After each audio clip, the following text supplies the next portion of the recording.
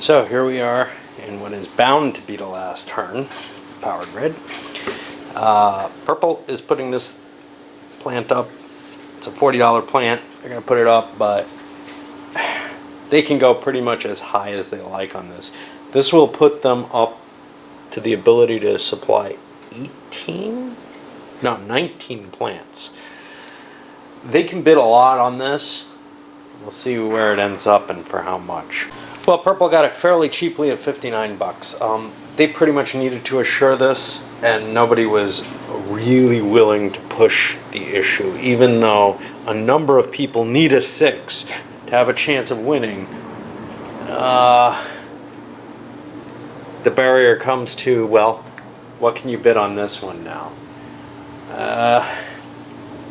Probably not as much, but we'll see. It's the last chance, and people might be desperate and buy something that they can't win with. I think they were pushing it. I think even at 40 bucks, a lot of these people, they have far too many cities to build. Blue and yellow, 1, 2, 3, 4 cities. How much is that going to cost? Like $100 minimum? Probably more than that. I don't think anybody has a chance but Purple. I'll run through them, see what lands out here. I think people are playing for second place at this point. Well, the last of the purchases, yellow bought a big 5 for 44 bucks. Black got this windmill for 44 as well. Green was the only person who could bid against him, and they just think that they can spend their money building cities instead. They've already got enough production. At 16, not enough to win, but they think they can place the best by not adding more power production, just building cities. All right, well, let's see if people were right. I did a lot of this just on intuition instead of counting the points. I hate counting points at the end of the game. It's one of the things I really dislike about a lot of games of the Euro nature, as well as things like Age of Renaissance, where you can really figure out down to the penny exactly what you can afford to bid. Here it's a little hard because you don't know exactly what's going to happen in the commodity market, but I tell you, Green knew exactly how much they're going to pay. They could have figured it out to the penny. I just estimated, and if I'm wrong there, hey, if they lose because of that, that's pretty sad because they're so far behind. All right, well, let's see what happens. Green was certainly correct in their assumption. They were able to build out coming down here into Dallas. They're still only at 15 cities, so they had sufficient production. They bought the materials they need, and they have not a penny left to spare. They might as well have calculated it out perfectly. All right, I'll go to Black. I'll just run through the rest without a lot of commentary, I think.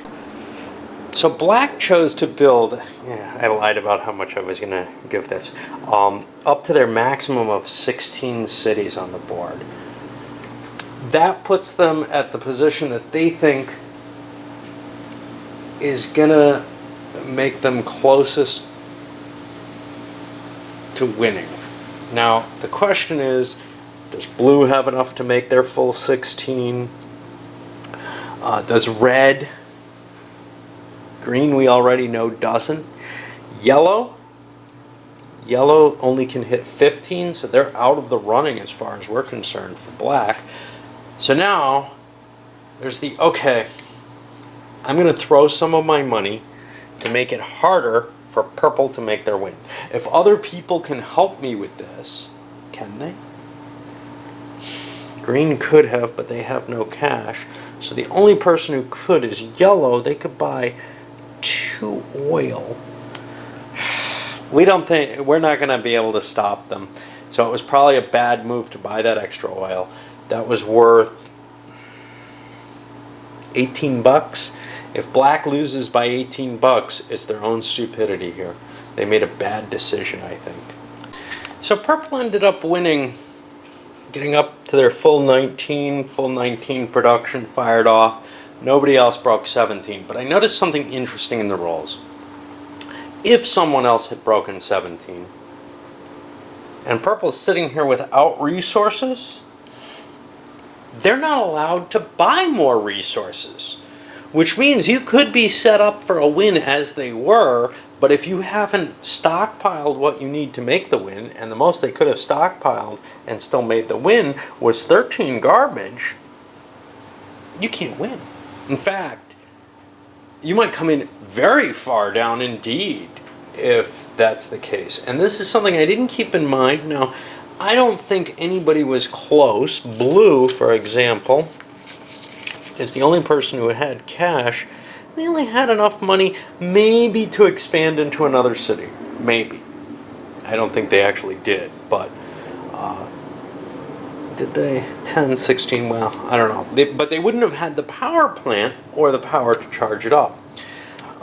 In terms of money, let's see what blue and black would have done. I haven't handed out the cash yet, but they're both producing 16, so they're going to both get the same amount of money, which is 138 bucks.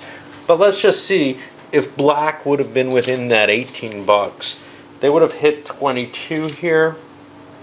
Blue was already ahead of them, so they didn't even lose a position by their kind of mistake. All right, well, that is, I guess, the end of the line here. I'm a little weirded out by that end game condition. I'm not sure what the effect of that is. I guess knowledge of all the of something like that would allow you to mitigate it to a good deal. For example, purple would be way ahead. They probably needed to buy some resources. But even if they had, they couldn't have ended the game with what they were holding. So the best they could have done was place last. Had somebody, say, yellow, been able to end the game on that last turn. I find this kind of distasteful. I don't mind that the lead player may not be able to win because of the turn order, but I do mind that he'd be placing that far down. I'm very disturbed by this, to tell you the truth. The way the rules are stated makes it kind of weird, actually. The game ends immediately after Phase 4 when at least one player has 17 cities. No player can buy more resources or power plants at this time. Now, Phase 4 is the building. You will have gotten the resources already. And yeah, nobody would be able to buy more resources or power plants. That's just a matter of the order of play. Okay, so that's me tinkering with the rules for my simplicity, my ease of play. But you would have gotten the chance to buy the resources before you did the city building. No big deal there. You're still allowed to build more cities. So it wouldn't interfere playing by the actual rules of the game at all. Cool. I would have been very disappointed, I think, trying in a game if I was clearly in the lead and couldn't win because I couldn't buy any resources at all. Not because of player action so much as because, hey, I didn't get a chance to buy my cities before anyone else. No big deal how it actually is, though. It feels like it plays pretty well. Certainly purple got off to a lead. Oh, how early in the game? Fairly early. I think some of that's just locational. Had we had another player up here, which is where I think green should have started, this would have been a lot less painful. Do I think the 6 areas is a problem? They suggest only using 5 and 6 players. In fact, they never suggest using all 6 areas. I don't like that because of the board situation. But how much would it matter? I don't think much, because I think starting in either of these western areas is a mistake. And I don't think there's that huge an advantage to being, say, closer here and getting a little bit cheaper advances into these areas. We can see, yeah, purple got some advantage out of that. But I don't know how much of a big advantage it would be to have everybody fighting over the same kind of expensive route out there when there's maybe a second one here. What if we took out one of the other areas? Well, the game would feel very strange with, say, all of the Texas and the Southwest South Central being kind of out of play. On the other hand, if likewise, if you took out, say, the yellow, it would be very, very much a bottleneck to get through here, and I think whoever starts in one of these areas would have a very strong advantage, even though there's some good incentives for being along the coast. I would be very tempted to be in the center. Do I think with 6 that these people are disadvantaged? Not particularly. I think they have easier access, and when these become of worth, they'll have the quicker access out to the west. I am a little disappointed with the layout of the board. I think it's a little too expensive to get out west, or once you're out west, to make your way back into anything valuable. Certainly green was badly, badly damaged by the geography. I'm not sure what stopped black. They felt like they were in a really strong position early on, grabbed up a lot of valuable territory. I know that yellow got kind of cut off. Blue was kind of struggling with yellow and purple.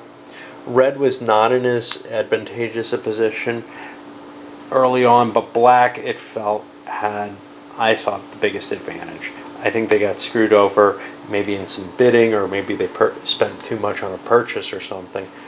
They certainly felt like they were in the lead fairly early. It's that purple jumped into this huge lead when they made this big build upward. They were kind of slow to getting any kind of decent income. All right, well, I'll come back with a review in a bit, but I certainly enjoyed this one.